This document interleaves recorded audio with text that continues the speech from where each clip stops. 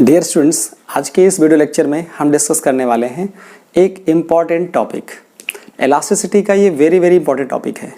Elastic potential energy stored in a stressed wire. कैसे किसी wire को जब आप स्ट्रेस करते हो तो उसमें एनर्जी स्टोर हो जाती है, और वो कौन सी एनर्जी है? Elastic potential energy. यहाँ पर एक इलास्टिक वर्ड आ रहा है। इलास्टिक वर्ड का मतलब ये होता है कि आप किसी वायर पे जो फोर्स अप्लाई कर रहे हो वो एक लिमिट के अंदर है। मतलब ऐसा नहीं कि आप फोर्स अप्लाई कर दीजिए एक हैवी फोर्स, तो क्या होगा कि वायर तो स्ट्रेस हो जाएगा, लेकिन वो कभी भी जो आपने डिफॉर्मिंग फोर्स अप्लाई किया उसके रिमूवल के बाद वो अपने ओरिजिनल शेप और साइज को अडॉप्ट नहीं करेगा। तो याद रखना है कि under the elastic limit force apply करना है। जब आप अप्लाई करते हो तो देखना है क्या कि जो फोर्स अप्लाई कर रहे हो क्या वो कांस्टेंट फोर्स है। सोचिए, जो फोर्स आप अप्लाई करते हो फॉर स्ट्रेचिंग अ वायर वो कौन सा फोर्स है? अगर कांस्टेंट फोर्स है तो उसका वर्क डन निकालना बहुत आसान है, अगर वेरिएबल फोर्स है तो उसका भी वर्क डन निकालना बहुत आसान है। इस टॉपिक में सबसे पहले इस बात की फीलिंग आपको लेनी है और समझना है, रियलाइज कराना है मुझे कि जो अप्लाई करते हो फोर्स किसी वायर को स्ट्रेस करने के लिए वो फोर्स कांस्टेंट फोर्स नहीं है। कैसा है? वेरिएबल फोर्स है। और वेरिएबल फोर्स का वर्क डन आपने निकालना सीखा है बाय इंटीग्रेशन मेथड। अगर कांस्टेंट फोर्स है तो उसका वर्क डन तो बहुत सिंपल होता है, फोर्स इनटू डिस्प्लेसमेंट। लेकिन इंटीग्रेशन से वो भी आसान है, सिखाते हैं आपको।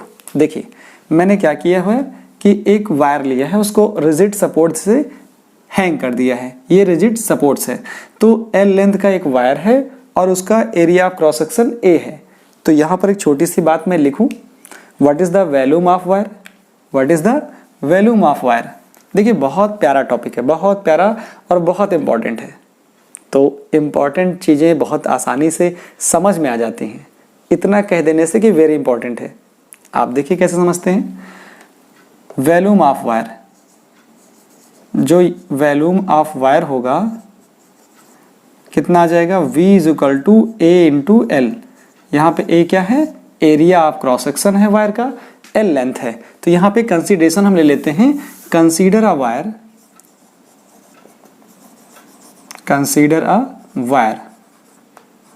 Of length L having area of cross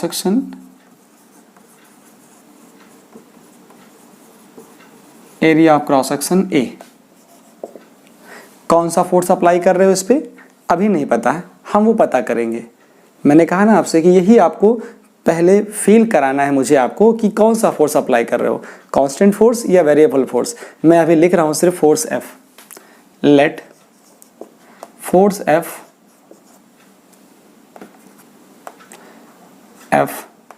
B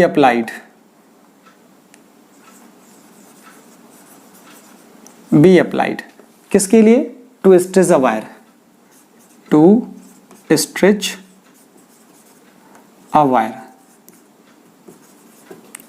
late small L क्या है? Small L let small L be the increase in length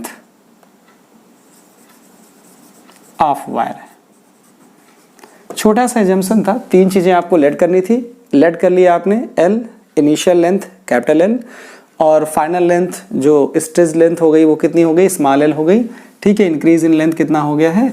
small L हो गया है। और आपने जो फोर्स अप्लाई किया है वो एफ किया है। बस पहले ये पता करना जरूरी हो गया है कि कौन सा फोर्स अप्लाई कर रहे हो टू स्ट्रेच अ वायर। तो देखिए यहाँ पर क्या है, वॉल्यूम आपने लिख दिया है। एल क्या हो गया? कैपिटल एल क्या हो गया? ये आपके पास लेंथ ऑफ वायर हो गया है। स्मॉल एल क्या हो गया? इंक्रीज इन लेंथ हो गया है। तो आपके पास जो टोटल लेंथ निकल के आ गई वो आ गई small L plus capital L आ गई, और आपने यहाँ पे फोर्स अप्लाई किया है। ये कौन सा फोर्स होगा ये पहले पता करते हैं। तो देखिए, सबसे पहले आपको क्या मिल गया? आपको इनिशियल लेंथ पता है, ओरिजिनल लेंथ पता है, और चेंज इन लेंथ पता हो गया है। कितना इंक्रीज आया, इंक्रीज इन लेंथ पता हो गया है। तो आप यहाँ पे निकाल सकते हो, क्या निकाल सकते हो? Longitudinal strain. कितना आएगा लॉन्गिट्यूडनल स्ट्रेन? ये होता है change in length change in length divided by original length, क्या होता है, ओरिजिनल लेंथ। तो ये फॉर्मूला आपको पता है। तो यहाँ चेंज इन लेंथ एल है, ओरिजिनल लेंथ एल हो गया। तो इससे क्या निकल आया आपको, लॉन्गिट्यूडनल स्ट्रेन आ गया। लॉन्गिट्यूडनल स्ट्रेन के बाद आप क्या देख रहे हो, जो आपने फोर्स अप्लाई किया है, ये वायर है समझ लीजिए, इसका ये एरिया क्रॉस सेक्शन हो गया। आपने फोर्स ऐसे अप्लाई किया, ये तो फिक्स है ना, तो इसका मतलब क्या हो गया, टेंसाइल फोर्स हो गया या नॉर्मल फोर्स हो गया या लॉन्गिट्यूडनल स्ट्रेस कह लीजिए। तो तीन नाम है आपके पास, नॉर्मल स्ट्रेस, टेंसाइल स्ट्रेस या फिर लॉन्गिट्यूडनल स्ट्रेस। तो आप यहाँ पे लिख दीजिए टेंसाइल स्ट्रेस, परफेक्ट है, टेंसाइल स्ट्रेस। जो टेंसाइल स्ट्रेस होगा वो क्या होगा, फोर्स अपॉन एरिया होगा, फोर्स अपॉन एरिया। तो ये इस एरिया, ए एरिया पे आपने फोर्स लगाया है, अब वो फोर्स कैसा है वही पता कर रहे हैं। तो क्या आ जाएगा, फोर्स अपॉन एरिया, ये चीज़ पता चल गई। अब देखिए जो हमारे पास वायर है उसका यंग मॉडुलस y है, तो y is the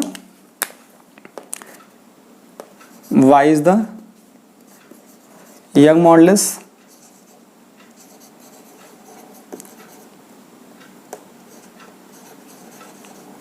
modulus of elasticity. तो यहाँ से y की वैल्यू क्या ले सकते हो आप, जरा देखिए, यहाँ से आप y निकाल सकते हो। y इज इक्वल टू आएगा क्या, ये आएगा टेंसाइल स्ट्रेस और डिवाइड हो जाएगा लॉन्गिट्यूडनल स्ट्रेन आ जाता है। तो यहाँ वैल्यू पुट करोगे आप, इसकी वैल्यू कितनी है, इसकी वैल्यू आपके पास है टेंसाइल स्ट्रेस की F अपॉन A और इसकी value small l by capital L। जब आप इसको सॉल्व करते हैं तो क्या मिल जाता है, इसको आपको मिल जाता है F बाई A। देखिए F बाई A रुक जाएगा, ये इधर आ जाएगा, तो ये आ जाएगा y into small l upon capital L आ गया। A मल्टीप्लाई कर दीजिए तो क्या आ जाएगा, जो फोर्स है वो F की वैल्यू आ जाएगी YA बाई L और इंटू स्मॉल l। तो यहाँ से आप देख रहे हैं क्या, that is F is proportional to L। मतलब क्या है, इससे ये पता चल गया है कि जो चेंज इन लेंथ है वो फोर्स जो लगा रहे हो उसके डायरेक्टली प्रोपोर्शनल है। अगर आप थोड़ा सा फोर्स लगाओगे तो थोड़ा सा चेंज आएगा, ज़्यादा फोर्स लगाओगे ज़्यादा चेंज आएगा। इसका मतलब आप देखिए, थोड़ा सा फोर्स लगा रहा हूँ थोड़ा सा चेंज आएगा, और तेज फोर्स लगाता हूँ तो और चेंज आएगा, लेकिन अंडर द इलास्टिक लिमिट लगाना है, और मैंने लगाया तो और चेंज आएगा। इसका मतलब फोर्स कांस्टेंट नहीं है। ये फोर्स कैसा है, ये जो फोर्स की वैल्यू आपने निकाली है YA by L into L, ये कैसा आया है, ये आ रहा है वेरिएबल फोर्स। एक चीज़ तो कंफर्म हो गई, क्या, F is proportional to L। मतलब जो फोर्स है वो कैसा है, वो आपके पास है वेरिएबल फोर्स। तो वेरिएबल फोर्स का वर्क डन निकालना कैसे है, इंटीग्रेशन मेथड से। अब इंटीग्रेशन मेथड के लिए क्या करना है, छोटी सी एजम्पशन लेनी होती है कि पहले आप छोटा सा वर्क डन निकालिए, पहले वायर को थोड़ा सा स्ट्रेच करिए, फिर उसका वर्क डन निकालिए, फिर आप कंप्लीट वर्क डन निकालिए। मेरी बात समझ रहे हैं, पहले छोटा सा वर्क डन निकालना है। ये जो फोर्स है वो तो L लेंथ को इंक्रीज करने के लिए है। अगर मैं आपसे पूछूं सॉरी कि X लेंथ इंक्रीज करना है, आप फोर्स लगाइए, X लेंथ इंक्रीज करिए, तो कितना फोर्स चाहिए, तो force required to increase in length X कितना आ जाएगा, जरा देखिए यहाँ से, फोर्स रिक्वायर्ड टू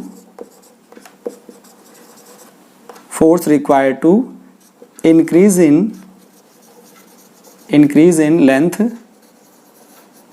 X, कितना फोर्स चाहिए, L लेंथ इंक्रीज करने के लिए ये फोर्स चाहिए, तो X लेंथ इंक्रीज करने के लिए मैं यहाँ मान लेता हूँ कि X लेंथ इंक्रीज कर रहा हूँ, तो कितना फोर्स चाहिए आपको, ये फोर्स आपको मिल जाता है F is equal to YA by L into X आ जाता है। क्लियर हुआ, तो यहाँ पे लिखा जाएगा YA by L into X, ये आ गया। अब मैं कहूँ आपसे कि थोड़ा सा और डिस्प्लेस कर दीजिए, इसको मैं लिख रहा हूँ dx। तो यहाँ पर मैं लिख सकता हूँ कि dx के लिए कितना वर्क डन होगा। मैं मान लेता हूं let dw be the small work done, in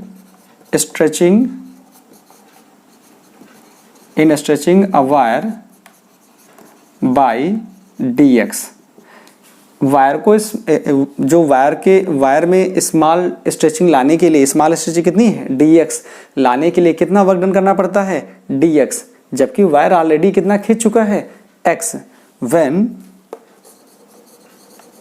wire is stretched up to length x amount, already जो हमारा वायर है वो x अमाउंट खींच चुका है, फिर मैंने dx अमाउंट और खींचा, तो उसके लिए कितना वर्क डन करना पड़ रहा है सॉरी, तो मैंने कहा कि उसके लिए वर्क डन कितना है dw है। इस dw को कैसे लिखा जाए, तो वर्क डन इक्वल टू होता है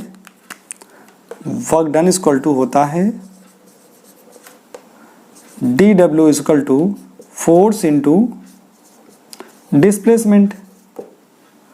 अब फोर्स dw हो गया, फोर्स कितना है YA/L into x into dx, तो ये तो आ गया आपके पास, इसको और अच्छे से लिख दीजिए, dw इक्वल टू ये हो जाएगा YA/L x dx, वही चीज़ मैंने यहाँ पर लिख दी। ये क्या आ गया, स्मॉल वर्क डन आ गया।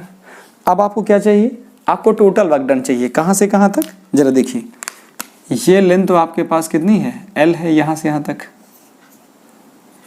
यहाँ पर x इक्वल टू 0 है, भी कोई इंक्रीमेंट नहीं है, लेकिन जब यहाँ पर पहुँचते हो तो x इक्वल टू हो जाता है L, तो ये इंक्रीमेंट लाना है आपको, इस इंक्रीमेंट के लिए वर्क डन करना है।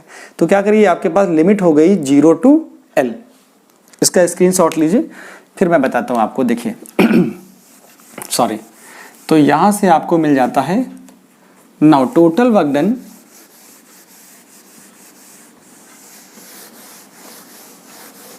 ये तो आपने स्मॉल वर्क डन निकाला है, तो आप निकालेंगे total work done. Now total work done in stretching a wire from x equal to 0 to x equal to L, then क्या आएगा, आप इसका इंटीग्रेशन कर दीजिए, इसका इंटीग्रेशन करेंगे तो क्या मिलेगा, dw is equal to YA/L x dx 0 to L, तो देखिए YA/L बाहर कर दीजिए, 0 to L आएगा, x dx आएगा, x dx का इंटीग्रेशन आपको पता है क्या होगा, x²/2, तो YA/L और ये आ जाएगा x²/2, यहाँ लिमिट है 0 से L, क्या हो गया, dw को हो जाता है w, तो यहाँ से आ जाएगा YA/2L, अंदर कितना बचा x², लिमिट है आपके पास 0 से L, तो इसको अप्लाई कर दीजिए, YA/2L, यहाँ से आ जाएगा L² - 0, तो ये W आपको मिल जाता है 1/2 YA/L और ये आ गया L²। जो ये वर्क आता है ये स्टोर हो जाता है, क्योंकि जब भी मैं कह रहा हूँ, जब आप फोर्स अप्लाई करते हो किसी वायर को स्ट्रेच करने के लिए, तो आप इस पे काम करते हो, वो काम कहाँ जा रहा है, वो काम इसी वायर में स्टोर हो रहा है as a form of potential energy. Elastic क्यों कह रहा हूँ, क्योंकि फोर्स हमारा अंडर द इलास्टिक लिमिट है। तो क्या हो जाएगा, this work is stored in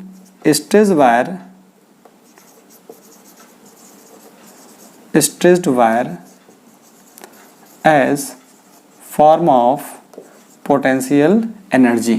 तो क्या आ जाएगा, U is equal to W आएगा, और वही आ जाएगा यहाँ से U is equal to 1/2 Y A by L into L square. इतनी बात आ गई, इसको हटा देता हूँ। देखिए अभी क्या हुआ, इसके फॉर्मेट को चेंज करना है। जो फेमस रिलेशन है पोटेंशियल एनर्जी का, इलास्टिक पोटेंशियल एनर्जी का stored in a stretched wire, वो हम डिराइव करना चाह रहे हैं। देखिए क्या आएगा, इसके दोनों साइड में एल से मल्टीप्लाई और डिवाइड कर लीजिए। इसके इस साइड में, सॉरी राइट साइड में एल से मल्टीप्लाई और डिवाइड करिए तो क्या आएगा, u इज इक्वल टू 1/2। यहाँ से क्या आएगा, देखिए ये a और ये l एक साथ रख लीजिए तो क्या आएगा y, और ये टर्म और ये टर्म एक साथ कर लीजिए तो ये l² हो गया इंटू al आ गया।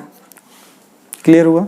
इसको ले सकते थे 1/2 y, ये l बाई एल का स्क्वायर हो गया इंटू al आ गया। ये हो जाएगा 1/2 y, ये हो जाता है स्ट्रेन का स्क्वायर इंटू ये हो जाता है वॉल्यूम ऑफ वायर हो जाता है, ये वॉल्यूम ऑफ वायर हो गया।